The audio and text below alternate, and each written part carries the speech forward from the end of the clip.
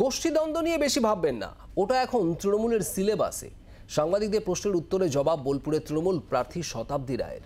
অনুব্রত গড়ে ঘাসফুল প্রার্থীর এই মন্তব্য ঘিরে শুরু হয়েছে বিতর্ক, আর তা নিয়েই কটাক্ষ বিজেপির। অনুব্রত মণ্ডল গ্রেফতারের পর থেকে গোষ্ঠীদ্বন্দ্ব মাথাচড়া দিয়েছে বীরভূমের ঘাসফুল শিবিরে। এমন তত্ত্ব উঠে আসছিল রাজনৈতিক মহলের একাংশের মুখে।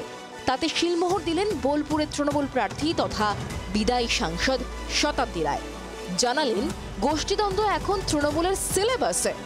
যে লোক দুটো গোষ্ঠীদ্বন্দ্ব করছে প্রথম রিপোর্ট দেখাবে না, তার দুদিন পর দেখবে ইলেকশনের সময় ভোট করতে যাবে, তখন তোমাদের ওই রিপোর্টটা বেকার হয়ে যাবে। ওটা একটা তৃণমূলের সিলেবাসের মধ্যে পড়ে গেছে, কিন্তু আবার ইলেকশন এলে সবাই আবার এক হয়ে ভোট করে।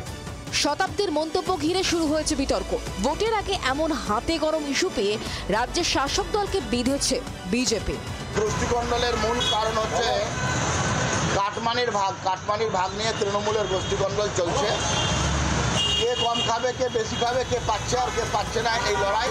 অতি সম্প্রতি বসেছিল বীরভূম জেলা তৃণমূলের কোর কমিটি বৈঠক। তাতে আলোচনা হয় লোকসভার রণকৌশল নিয়ে।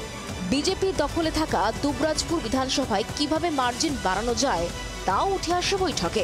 তৃণমূল সূত্রে খবর, এর পাশাপাশি আলোচনা হয় জেলায় দলের গোষ্ঠীদ্বন্দ্ব নিয়েও। বীরভূম থেকে প্রসেনজিৎ মালাকারের রিপোর্ট, জি 24 ঘন্টা।